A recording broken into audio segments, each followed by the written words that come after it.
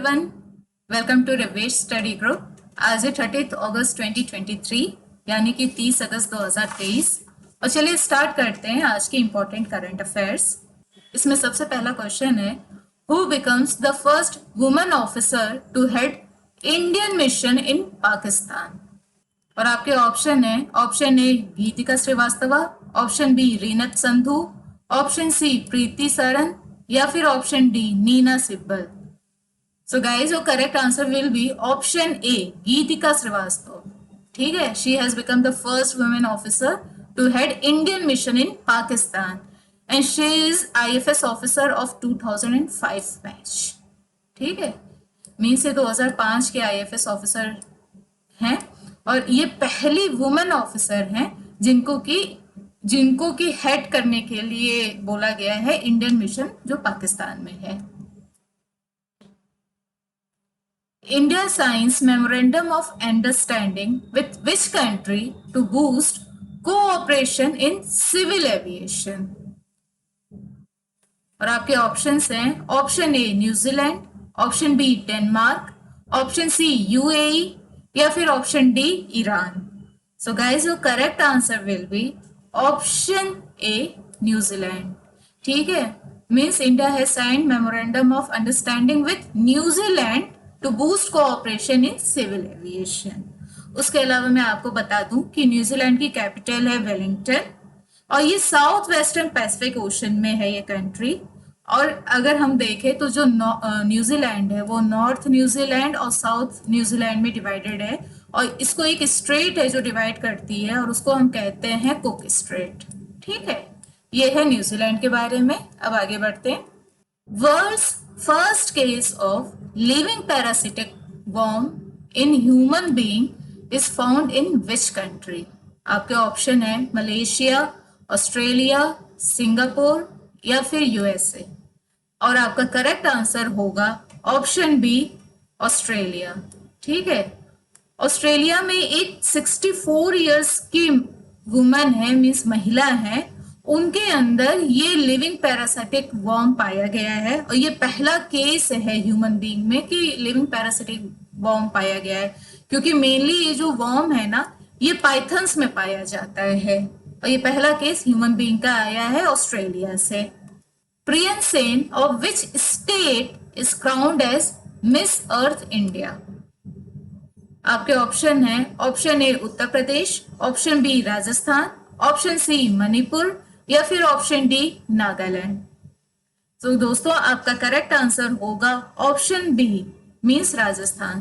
Prion Sen को अभी miss earth India बनाया गया है 2023 में और वो राजस्थान से बिलोंग करती हैं और ये फ्यूचर में जो अभी मिस वर्ल्ड होने वाला है 2023 का, उसमें अब ये पार्टिसिपेट करेंगे और इंडिया को रिप्रेजेंट करेंगे इंटरनेशनल लेवल पर। अब आगे बढ़ते हैं। India first solar roof cycling track, ये बहुत इंपॉर्टेंट क्वेश्चन है, इसको आप जरूर याद रखिएगा क्योंकि ये India first solar roof cycling track inaugurated in which city. Option A Mumbai, option C Tawang, option C Chennai या फिर ऑप्शन डी हैदराबाद। सो दोस्तों, आपका करेक्ट आंसर होगा option D Hyderabad. Means Hyderabad में भारत का पहला सोलर रूफ साइकिलिंग ट्रैक जो है वो इनॉग्रेट किया गया है। उसके अलावा मैं आपको बता दूं, सोलर रूफ से रिलेटेड है तो सोलर पार्क मतलब इंडिया का लार्जेस्ट सोलर पार्क जो है वो है भादला सोलर पार्क और जो फर्स्ट सोलर पार्क है वो है गुजरात सोलर पार्क। ठीक है, ये 2-3 इंफॉर्मेशन आपको पता होना चाहिए क्योंकि जब भी फर्स्ट आ जाता है या लार्जेस्ट आ जाता है तो क्वेश्चंस उससे पुटअप होते हैं। तो लार्जेस्ट है हमारा Bhadla solar park, first solar park है हमारा गुजरात सोलर पार्क और अब first solar roof cycling track है जो कि हैदराबाद में बनाया जाएगा। Which countries SME navy delegation will visit Indian navy facilities. Means कौन सी कंट्री के SME means subject matter expert navy delegation Indian navy facilities को विजिट करेंगे। आपके ऑप्शन हैं Saudi Arabia, option B Bangladesh, option C UAE या फिर option D China. तो दोस्तों, जो सब्जेक्ट मैटर एक्सपर्ट डेलीगेशन है नेवी के, जो कि इंडियन नेवी को विजिट करेंगे, वो है कंट्री यूएई। यूएई के डेलीगेशन विजिट करेंगे। और अभी रिसेंटली हम देखें तो आईआईटी दिल्ली का एक कैंपस यूएई के दुबई में सेटअप किया जाएगा। और रिसेंटली आरबीआई ने बैंक्स को कहा है कि वो रुपये और दिरहम दोनों में ही यूएई के साथ ट्रेड कर सकते हैं। तो अगर इन शॉर्ट हम बोलें तो ये बहुत ही अच्छा स्टैंड है और बहुत ही अच्छे से इसको इंटरनेशनल रिलेशंस में हम काउंट करेंगे कि दोनों कंट्रीज के इंटरनेशनल रिलेशंस अपने आगे बढ़ रहे हैं। ठीक है, अब आगे बढ़ते हैं हम भी। Kandy Esala Perahera is celebrated in which country? ये एक सेलिब्रेशन है, मीन्स एक फेस्टिवल है, उसके बारे में पूछा जा रहा है कि कौन सी कंट्री में इसको सेलिब्रेट किया जाता है। आपके ऑप्शन है, option A Russia, option B Greece, option C Sri Lanka या फिर option D Maldives. So guys your correct answer will be option C Sri Lanka. Means Sri Lanka में ये फेस्टिवल सेलिब्रेट किया जाता है। इसको टूथ फेस्टिवल भी कहते हैं। ठीक है, इसको टूथ फेस्टिवल भी कहते हैं क्योंकि गौतम बुद्धा के जो टूथ रेलिक हैं उसको होमेज देने के लिए, या फिर हम बोले तो उसको श्रद्धांजलि देने के लिए, गौतम बुद्धा के टूथ के रेलिक को श्रद्धांजलि देने के लिए श्रीलंका में ये फेस्टिवल हर साल सेलिब्रेट किया जाता है, कैंडी इसला पेराहरा। ठीक है, ये देखिए ऐसे क्वेश्चंस आ जाते हैं कि which festival is celebrated in which state और in which country also if you are related to. ठीक है, तो आपको पता होना चाहिए कि गौतम बुद्ध जो है वो इंडिया से भी रिलेट करते हैं, नेपाल से भी करते हैं, श्रीलंका से भी करते हैं। तो उनके टूथ रेलिक के बारे में ये फेस्टिवल सेलिब्रेट किया जाता है श्रीलंका में, और ऐसा क्वेश्चन आ सकता है तो आपको पता होना चाहिए। अब ये हम आगे देखते हैं, ये है श्रीलंका का मैप। श्रीलंका की कैपिटल है कोलंबो, प्राइम मिनिस्टर है दिनेश गुणावर्धना और प्रेसिडेंट है रानिल विक्रमसिंघे। ठीक है,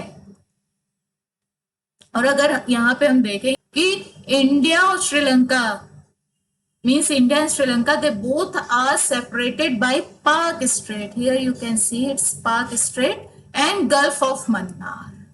ठीक है, means Palk strait and gulf of Mannar they separate India and Sri Lanka.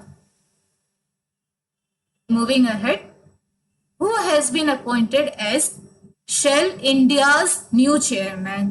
Parminder Chopra, Mansi Madan Tripathi and Chandrasekaran या फिर none of the above?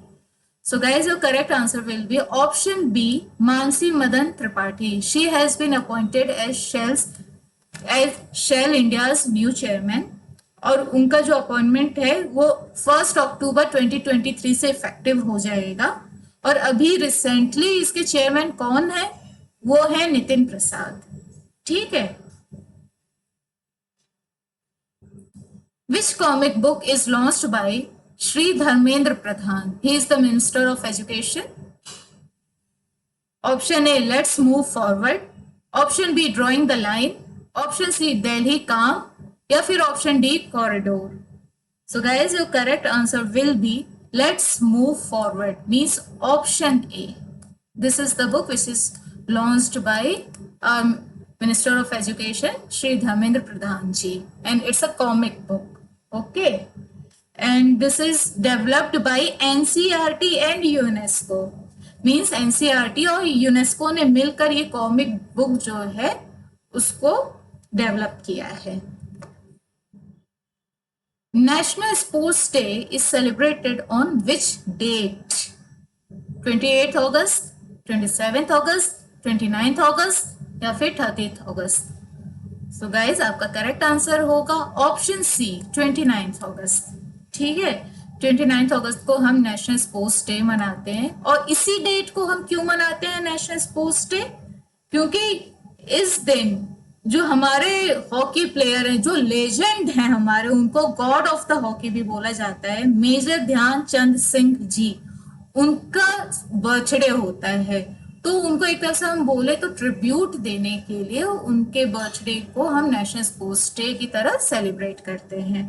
उसके अलावा अभी रिसेंटली जो भी डेज सेलिब्रेट हमने किए हैं अगस्त में, मैं उनके बारे में आपको एक बार रिवाइज करवा देती हूँ। जैसे कि 19 अगस्त को हम वर्ल्ड फोटोग्राफी डे सेलिब्रेट करते हैं और 19 अगस्त को ही हम वर्ल्ड ह्यूमैनिटेरियन डे भी सेलिब्रेट करते हैं। 20 अगस्त यानी कि 20 अगस्त को हम वर्ल्ड मॉस्किटो डे सेलिब्रेट करते हैं। 21 अगस्त को हम world senior citizens day celebrate करते हैं। 6 अगस्त को हम हिरोशिमा डे सेलिब्रेट करते हैं। और अभी करंटली पीएम मोदी जी ने 23 अगस्त जिस दिन लैंडर लैंड किया था मून के साउथ पोल पर, उस दिन को बोला है कि हम सेलिब्रेट करेंगे एज नेशनल स्पेस डे। ठीक है, इसको जरूर याद रखिएगा, एज नेशनल स्पेस डे जो है वो अब सेलिब्रेट किया जाएगा 23 अगस्त से।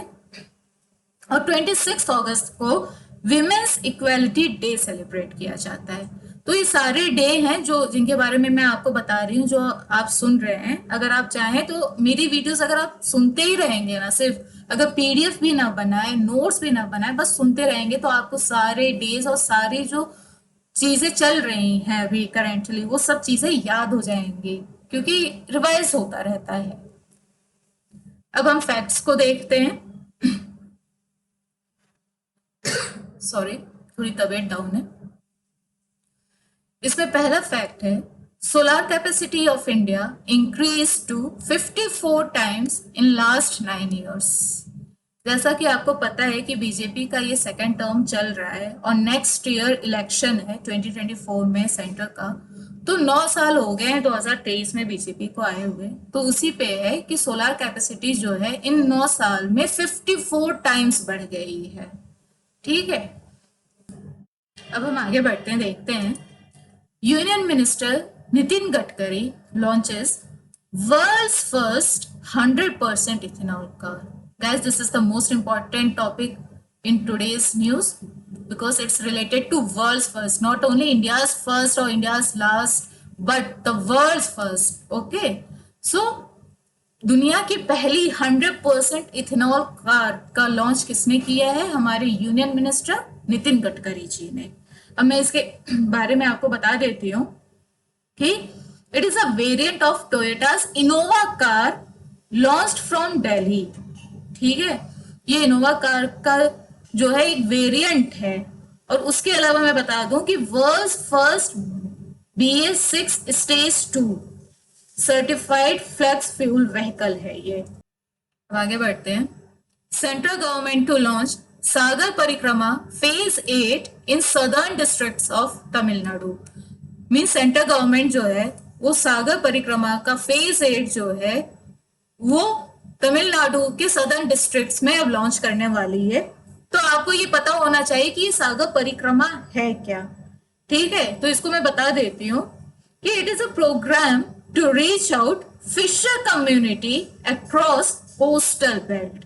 मीन्स कि ये एक प्रोग्राम है जो फिशर कम्युनिटी तक पहुंचने के लिए है। पूरे जितने भी कोस्टल बेल्ट है, जिस तरह आपको पता है कि तमिलनाडु जो है उसका जो कोस्टल बेल्ट है वो सेकंड लार्जेस्ट है इंडिया का। तो वहां पे जितने भी फिशरमैन है उसके सदर्न डिस्ट्रिक्ट्स में तमिलनाडु के, उन तक ये प्रोग्राम पहुंचेगा। Maharashtra government science memorandum of understanding with Germany's professional association football league Bundesliga.